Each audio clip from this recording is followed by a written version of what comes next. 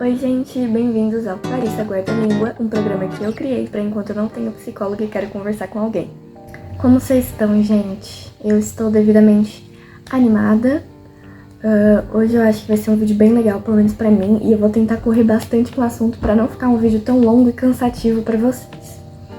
Mas, como vocês já viram no título, vou falar sobre o meu jogo favorito, que é The Last of Us. E quero compartilhar com vocês o porquê que eu acho que The Last of Us não tem nenhum vilão. Não existe vilão em The Last of Us. Antes eu quero avisar vocês que esse vídeo terá spoilers, ok? Então se você não jogou o jogo, se você não viu a série ou coisa do tipo, vai ter spoiler. E também quero falar que algumas coisas desse vídeo são análises minhas e headcanons que fala, né? Que é coisas que são... Coisas que são verídicas na minha cabeça. Então eu vou compartilhar muito do que eu penso pra vocês e algumas coisas que eu vou falar que podem não ser canônicas no universo, mas são coisas que na minha cabeça elas são reais e são coisas que eu percebi. Então, bora lá. Eu dividi isso nos... eu fiz um roteiro, ok? Porque senão eu não ia conseguir falar sobre esse vídeo, então... Porque senão eu ia ficar horas e horas. Mas eu dividi em 3 personagens, que são os 3 personagens principais. E lembrando também que esse vídeo vai ser em específico focado no segundo jogo, ok? Mas vamos lá. Eu dividi em 3 personagens. O Joe, a Ellie e a Abby, ok? Quero começar falando do Joe. O Joe, logo no início do jogo, quando ele é nos apresentado, no início do primeiro jogo, ele perde a filha dele, a Sarah, e logo em seguida... ele também tá ali num mundo apocalíptico, né? Ele perde a Sarah quando tudo começa.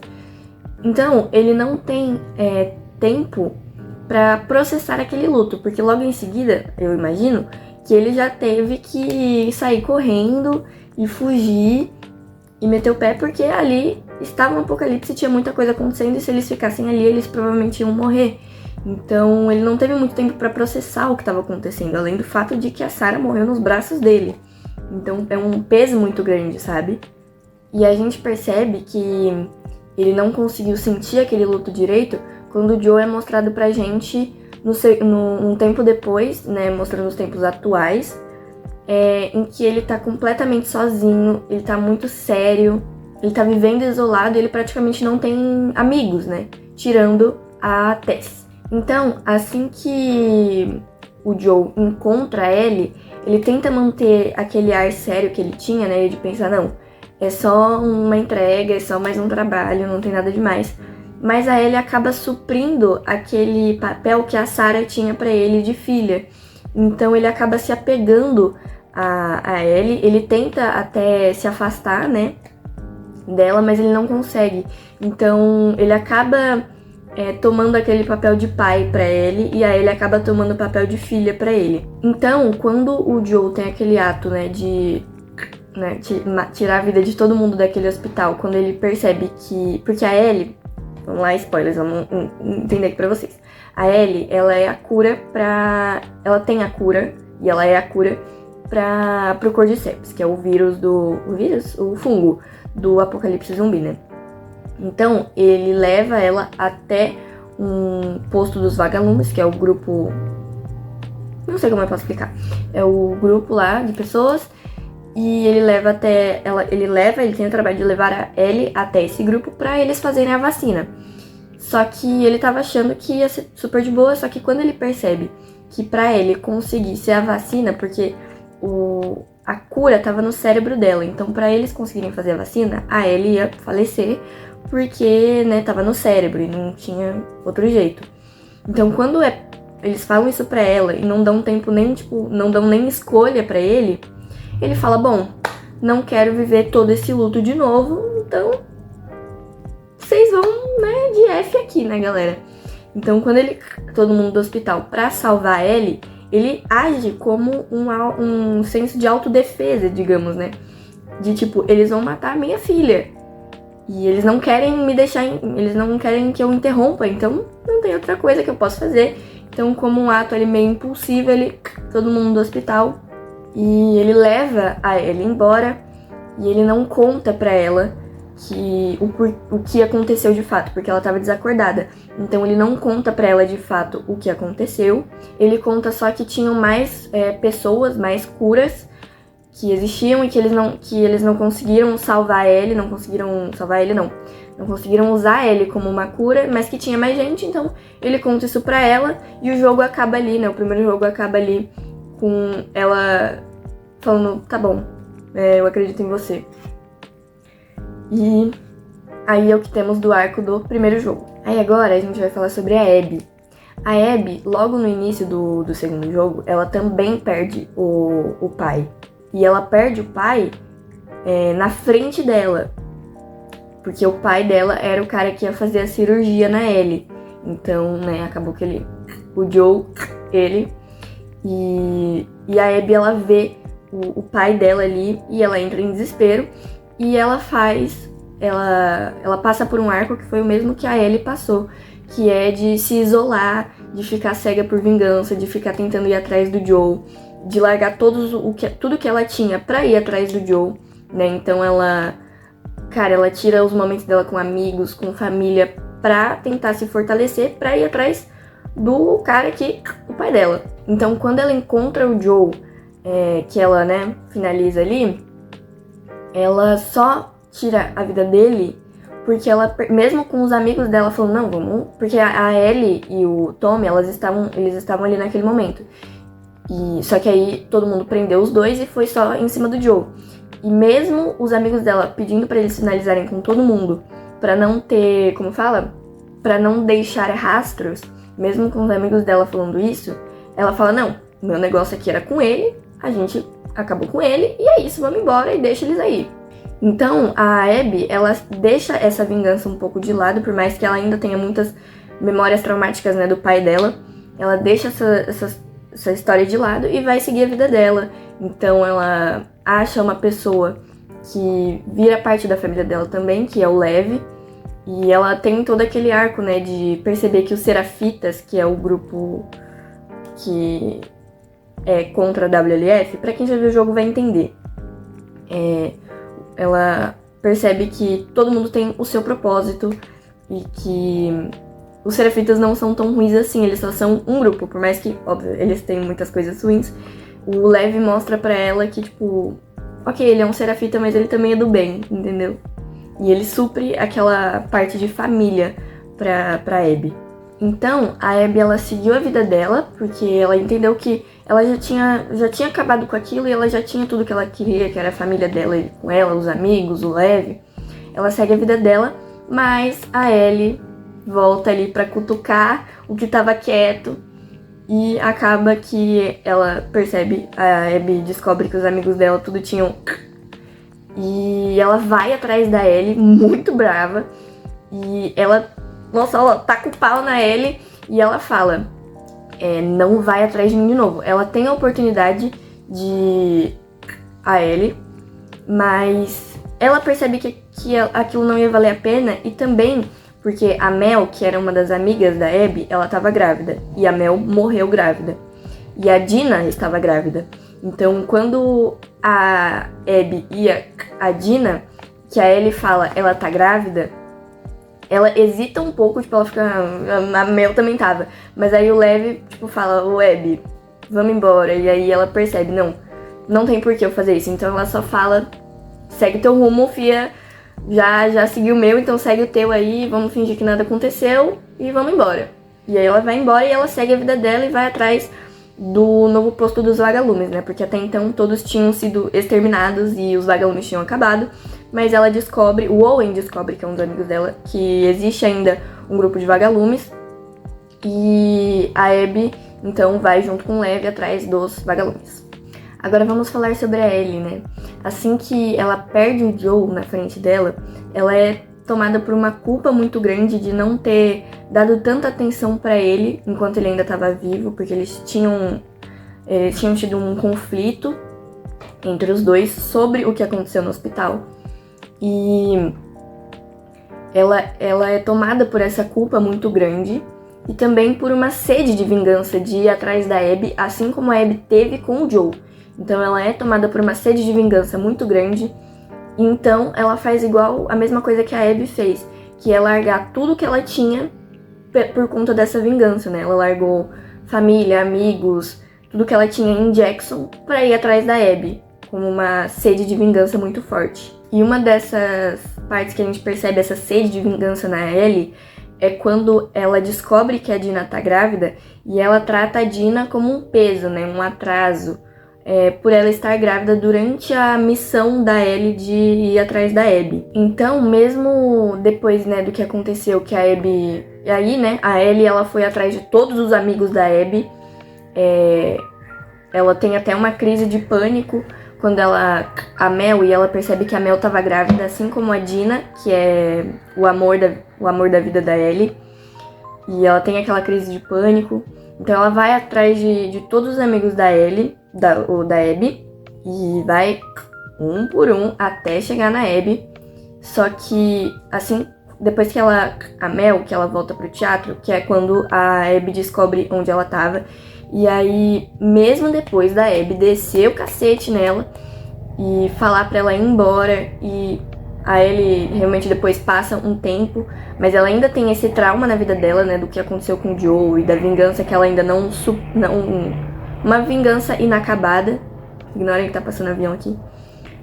Então mesmo depois ela ter uma vida perfeita, né, que é o que ela tinha, que era com a Dina, com o JJ, que é o filho delas, o filho da Dina, mas enfim. Mesmo depois com a vida perfeita que ela tinha, com tudo que ela tinha, ela larga tudo aquilo de novo, depois de, acho que 2 anos, se eu não me engano, que passa.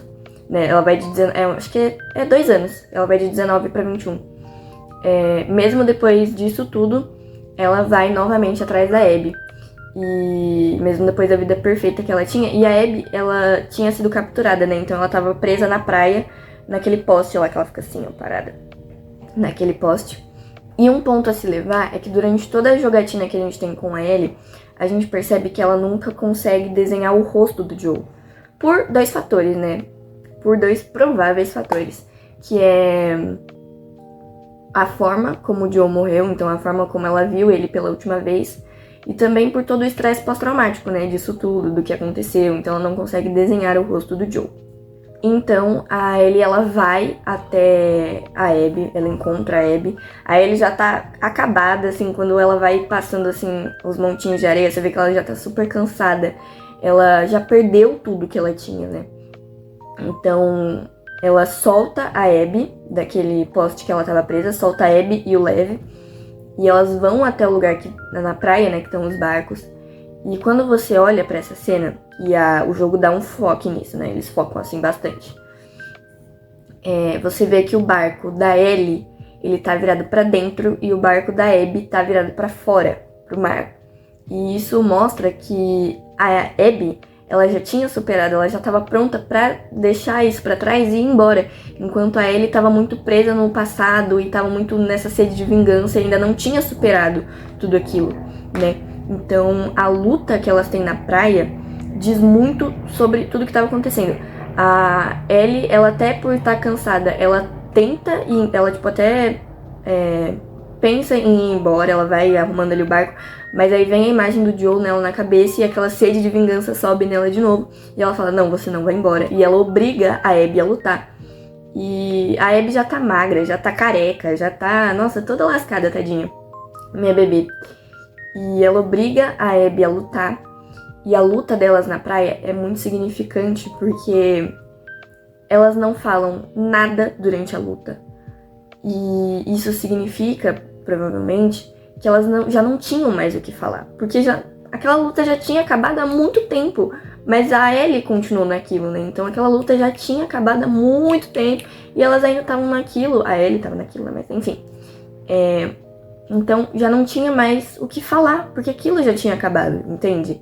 Então no final, quando a Ellie tá já tá afogando ali a Abby, ela percebe, finalmente, que tirar a vida da Abby ali não ia fazer o Joe voltar. Não ia, né, trazer tudo que ela tinha de volta, ia continuar tudo a mesma coisa.